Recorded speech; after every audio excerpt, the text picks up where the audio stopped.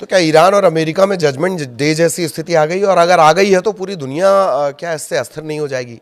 Iran की America के साथ बातचीत लगभग फेल होती है तो वो करेगा क्या? अब ईरान के पास क्या ऑप्शन है? क्या युद्ध ही अब आखिरी विकल्प माना जाए? और क्या ये युद्ध जानबूझकर उकसाया नहीं जा रहा है? जब सारे ही विकल्प ऐसे दिए जाएं किसी को कि उसके पास युद्ध के अलावा, करो या मरो के अलावा कोई विकल्प ही ना बचे। लेकिन क्या ईरान को हल्का समझना अमेरिका की सबसे बड़ी भूल होगी? वेनेजुएला है, इराक है, यमन है, क्या समझा जा रहा है? और क्या पावर है? आखिर दुनिया की सबसे बड़ी जो सुपर पावर खुद को कहता है, आर्थिक मोर्चे पर, हथियार के मोर्चे पर, आखिर उससे ईरान इस तरह से क्यों रिटेलिएट कर रहा है या उसे ऐसा करने के लिए मजबूर किया जा रहा है? नमस्कार, मैं ललित प्रजापति। थोड़ा अपडेट सबसे पहले जान लेते हैं। एक और बड़ा बयान इन सब के बीच आया है।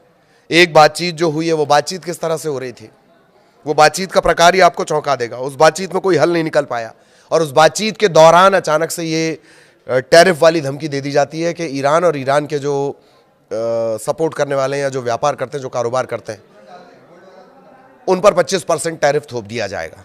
क्या इसे समझा जाएगा? क्या वाकई आप बातचीत की मेज पर हैं या विटकॉफ वहां सिर्फ मजाक करने गए हैं? इन सब के बीच अराक्ची का भी एक बड़ा बयान है फलस्तीन को लेकर कि वो हमारा मोरल कंपास है और आप अगर कहें कि सबसे रिश्ते तोड़ लो अगल बगल से, ये वाली शर्त भी नहीं चलेगी। तो ये बड़े अपडेट है। तो क्या अब युद्ध ही आखिरी विकल्प रह गया है इसी बड़े सवाल के साथ? और ईरान के पास वो ताकत क्या है? दिलचस्प बात तो यह है कि जो चर्चा चल रही थी वो आपको जानना चाहिए। एक कमरे में विटकॉफ, कुशनर बैठे हुए हैं, वो कोई बात करते हैं। फिर जो विदेश मंत्री हैं ओमान के, उनका नाम बड़ा कठिन है, सैयद बदर बिन हमद अल बुसैदी, वो उस कमरे से बात करके आते हैं, दूसरे में पहुंचते हैं जहां अराक्ची बैठे हुए हैं, उनको बताते हैं। फिर उस कमरे से निकलकर दूसरे कमरे में जा रहे हैं। आमने सामने की बात ही नहीं हो पा रही है। आमने सामने की बात तो बहुत दूर है। यही तय नहीं हो पा रहा कि किस मुद्दे पर बात करनी है। और क्या अमेरिका इसके जरिए टाइम गेन करना चाह रहा है? कुछ कोई तैयारी उसके दिमाग में चल रही है? और बार बार ये धमकियां देना कि अब्राहम लिंकन खड़ा है, अब्राहम लिंकन खड़ा है, अब्राहम लिंकन खड़ा है। बातचीत के दौर में ये कैसी धमकियां, कैसे टैरिफ बढ़ाया जा रहा है? ये इस वक्त का मोटा मोटी अपडेट है। लेकिन ईरान की ताकत, सबसे बड़ा पहलू है कि आखिर करो या मरो वाली स्टेज पर ईरान है क्यों? क्या है उसकी ताकत? अमेरिका के साथ तनाव के मद्देनजर अब तक ईरान का जो नेतृत्व है, जो वहाँ की पॉलिटिकल नेतृत्व है, वो अपने प्रयासों को गहन कूटनीति पर केंद्रित किए हुए। लगातार वो अपनी जो रीजनल ताकतें उसकी रही हैं उन्हें वो एक्टिव कर रहा है ताकि ट्रंप पर हमले के खिलाफ एक दबाव बनाया जा सके। ईरान जोर देकर साफ कर चुका है कि अमेरिका का ईरान पर हमला पूरे इलाके में युद्ध भड़काएगा, पूरे ये उस रीजन को अशांत कर देगा। सऊदी अरब है, यूएई और जॉर्डन, वो पहले ही ये साफ कर चुके हैं, वो अपना हवाई क्षेत्र और जमीन ईरान पर किसी हमले के लिए इस्तेमाल नहीं होने देंगे। अब अमेरिका के विकल्प हो जाते हैं सीमित। इसी वजह से वहां से जाके इतना बड़ा जंगी बेड़ा तैनात किया गया समंदर के रास्ते से। अब ईरान ने चेतावनी दी है कि अमेरिका और इजरायली सैन्य ठिकानों और संसाधनों को भी टारगेट किया जा सकता है। क्या ऐसा जून में उसने नहीं किया था? जून में किया था, लेकिन बताकर किया था कि मैं हमला कर रहा हूं। पर अब जब युद्ध होगा तो बताकर कुछ नहीं होगा। तो ये जो पड़ोसी हैं मध्य पूर्व में, Iraq, Bahrain, Qatar, UAE, Saudi Arabia, Jordan इसमें है, सीरिया इसमें है, कुवैत इसमें है, इन पर भी हमला होगा। अमेरिका के साथ पहले के संघर्षों में ईरान के जो रिएक्शन थे वो बहुत नपे तुले हुआ करते थे, बहुत बैलेंस रहा करते थे। 2025 में भी जो युद्ध हुआ जून में, ईरान इजराइल के दौरान जो तनाव था, अमेरिकी हमलों के बाद ईरान ने कतर के अल उदैद एयरबेस पर हमला किया। उसकी चेतावनी वो पहले ही दे चुका था। इससे पहले जनवरी 2020 में कुछ फोर्स कमांडर कासिम सुलेमानी की हत्या के बाद इराक के एन अल असद एयरबेस पर हमले से पहले भी ईरान ने अमेरिका को आगाह कर दिया था। हालांकि मौजूदा हालात में ईरान किसी भी अमेरिकी हमले को अपने अस्तित्व के लिए खतरा मान रहा है। ये बोल चुका है वो कि मामूली सा हमला भी पूरे युद्ध माना जाएगा। हालिया शांति के दौरान ट्रंप ने कहा कि अब ईरान में नया नेतृत्व तलाशने का समय आ गया। वो तो खैर बार बार बदल रहे हैं, उसको लेकर भी हम आगे बात करेंगे। तो खबरों के मुताबिक उन्होंने ऐसे सैन्य विकल्पों पर भी विचार किया जिसमें नए विरोध प्रदर्शन भड़के, इस्लामिक रिपब्लिक को गिराया जा सके। तो जैसे जैसे तनाव बढ़ा है, ईरान ने यह चेतावनी दी है कि किसी भी पैमाने पर हमला युद्ध की कार्रवाई माना जाएगा। इसे ईरान की तरफ से अमेरिका को ईरान के कमांड और कंट्रोल ढांचे पर सर्जिकल स्ट्राइक से रोकने के तौर की पर देखा जा रहा है, कोशिश के तौर पर देखा जा रहा है।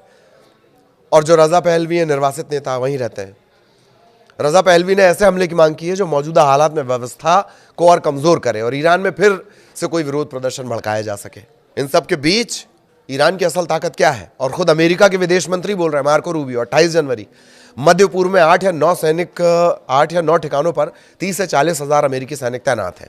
ये सभी हजारों ईरानी यूएवी और ईरानी कम दूरी की बैलिस्टिक मिसाइलों की मारक क्षमता में, कम दूरी की उसकी मिसाइल क्षमता भी हम आगे आपको बताएंगे।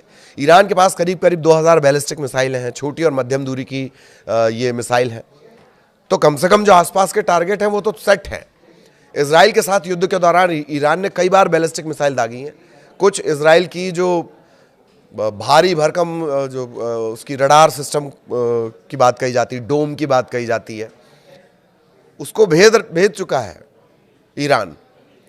अब अमेरिका के पास अगर एंटी मिसाइल सिस्टम तो है, लेकिन इजराइल की तुलना में बहुत बड़े इलाके को अमेरिका को ढकना होगा। टोकनी ढकने से काम नहीं चलेगा ना, बड़े इलाके को कवर करना पड़ेगा और हजारों करोड़ खर्च होते हैं उस टेक्नोलॉजी पर। ईरान का दावा यह कि युद्ध के बाद जो उसकी मिसाइल क्षमताएं हैं वो फिर से तैयार हुई हैं।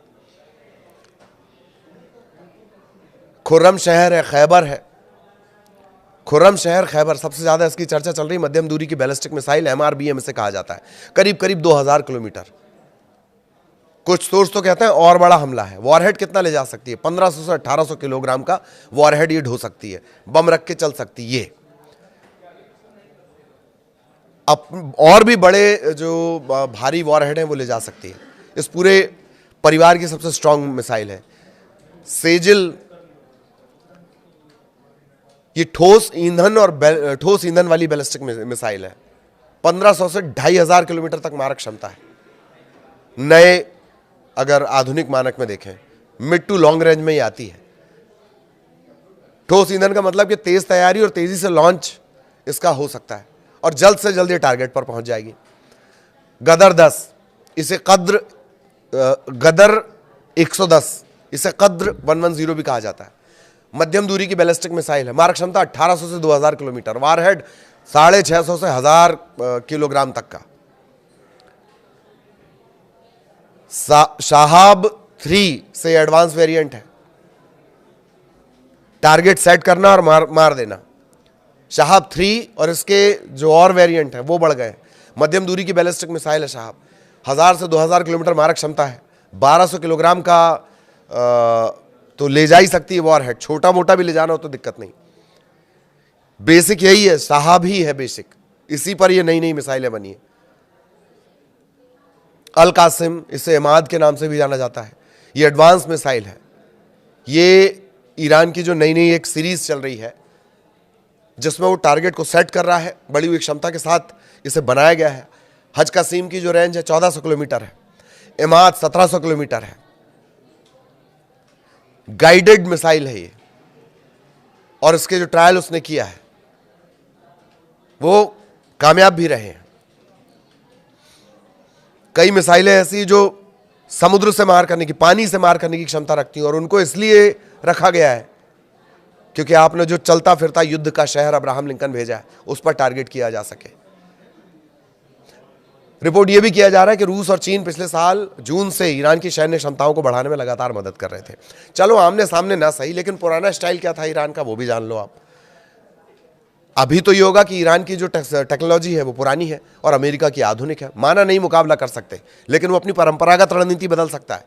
तेज हमलावर नौकाओं या ड्रोन के जरिए एक साथ दुश्मन की सेंसर और वायु रक्षा प्रणालियों को मात देगा, वो एयर डिफेंस सिस्टम को भेदेगा। वो ईरान फारस की खाड़ी में अपनी स्पीड बोट और शाहिद 136 ड्रोन के जरिए ऐसी रणनीति अपना सकता है। शाहिद 136 कहां इस्तेमाल हो रहा है? रूस यूक्रेन युद्ध में इस्तेमाल हो रहा है। बढ़ते तनाव के बीच जो मीडिया संस्थान है ईरान के और ख़ासतौर पे जो रिवोल्यूशनरी गार्ड है उनसे जुड़े आउटलेट इस रणनीति पर जोर दे रहे हैं। 29 जनवरी को ईरानी सेना ने घोषणा की कि 1000 रणनीतिक ड्रोन मिले हैं। और सबसे बड़ी ताकत, अमेरिका का सबसे बड़ा डर, इसके आसपास के अपने सहयोगी जिन्हें दुनिया की नज़र में आतंकी दिखाया गया। ईरान दशकों से अपने जो आसपास के मिलिशिया हैं मिलिशिया नेटवर्क है, उन्हें पैसे दे रहा है, हथियार देता रहा है। एक्सेस ऑफ रेजिस्टेंस इसे कहा जाता है। इराक के गुट है, लेबनान का हिजबुल्लाह है, यमन के हूथी इसमें है। पिछले 2 साल में इजराइल ने ईरान के इन सहयोगियों को काफ़ी नुकसान पहुंचाया है। ईरान की सीमा से बाहर ताकत दिखाने की क्षमता इनकी कम हुई है, लेकिन फिर भी अगर ये सब मिलकर अमेरिकी ठिकाने पर हमला करेंगे तो गंभीर खतरा तो बनेंगे। 2025 के ईरान इजराइल युद्ध में ये गुट सीधे शामिल नहीं हुए, डायरेक्ट नहीं थे, लेकिन अगर ईरान के लिए अमेरिका से जब युद्ध होगा और उसके अस्तित्व का सवाल बनेगा तो ईरान और उसके सहयोगी की जो रिएक्शंस हैं वो बदल सकती हैं। बीबीसी की रिपोर्ट कहती है कि ईरान समर्थित जो पॉपुलर मोबिलाइजेशन फोर्स है पीएमएफ, इससे जुड़े कुछ इराकी गुटों ने ईरान की रक्षा करने की बात कह दी है। काताइब हिजबुल्लाह ने एक्सेस ऑफ रेजिस्टेंस से ईरान के समर्थन के लिए तैयार रहने को कहा है। इसी तरह अल नुजाबा मूवमेंट और बद्र संगठन ने भी ईरान का समर्थन करने का ऐलान कर दिया। हिजबुल्लाह के महासचिव शेख नईम कासिम ने ईरान के समर्थन की बात कही है, हमले की चेतावनी भी दे दी है, लेकिन कहा है कि अगर अमेरिका हमला करेगा तो यह समूह तय करेगा कि कब और कैसे हस्तक्षेप करना है। हालांकि इराक और लेबनान दोनों जगह इन गुटों पर हथियार छोड़ने का दबाव है, लेकिन अगर वो संघर्ष में उतरते हैं तो ताकत बढ़ेगी ईरान की। अगर अमेरिका ईरान पर हमला करता है तो हूथी लाल सागर में अमेरिकी जहाज़ों पर फिर से हमले शुरू हो जाएंगे। 26 जनवरी को हूथी गुटों ने आग में घिरे एक जहाज़ की तस्वीरों का वीडियो जारी किया था और उसमें एक शब्द लिखा हुआ था, जल्द। हालांकि मई 2025 में अमेरिका से संघर्ष विराम पर ही बरकरार रहना चाहेंगे अगर हूथी, जो 2025 में हुआ, तो फिर ईरान का साथ न देने का भी फैसला कर सकते हैं। और अब सबसे बड़ी भौगोलिक ताकत यानी होर्मुज जलडमरू मध्य बंद करना, वो हमेशा से ईरान यही धमकी देता है। खाड़ी का जो ये संकरा रास्ता है, ये दुनिया के लगभग 5वें हिस्से के तेल यातायात के लिए जिम्मेदार है। इसे बंद करने के लिए नौसैनिक बारूदी सुरंग बिछाई जा सकती है, क्रूज मिसाइल इस्तेमाल की जा सकती है, तटीय रक्षा, स्पीड बोट्स, इनका इस्तेमाल किया जा सकता है। लेकिन जानकार ये कहते हैं कि ईरान का लास्ट ऑप्शन होगा, क्योंकि उससे उसे भी बहुत नुकसान होगा। सबसे बड़े जो तेल ग्राहक है और सहयोगी है चीन, उसका व्यापार बुरी तरह प्रभावित होगा। खाड़ी देशों को नुकसान पहुंचेगा जिन्होंने अब तक ईरान का समर्थन किया, नैतिक ही सही। और इसी वजह से हालिया अमेरिकी ईरान तनाव में, ईरान की बयानबाजी में ये विकल्प नहीं रहा है, लेकिन इससे पहले वो हमेशा इसकी धमकी देता रहा। केवल एक सांसद ने इसकी मांग की है। और सबसे बड़ी बात, अमेरिका भी इस बात को जानता है कि इस बार वेनेजुएला, इराक, सीरिया, यमन जैसा मामला नहीं है, वरना बार बार अब्राहम लिंकन की धमकी कौन देता है? अरे भैया, इतना बड़ा युद्ध बरसाने वाला शहर है तो बरसा दो बम। लेकिन वही बात है, गरजने वाले और बरसने वाले बादल वाली बात। एक और कहावत भी है, वो फिर कभी आपको बताऊंगा। नमस्कार।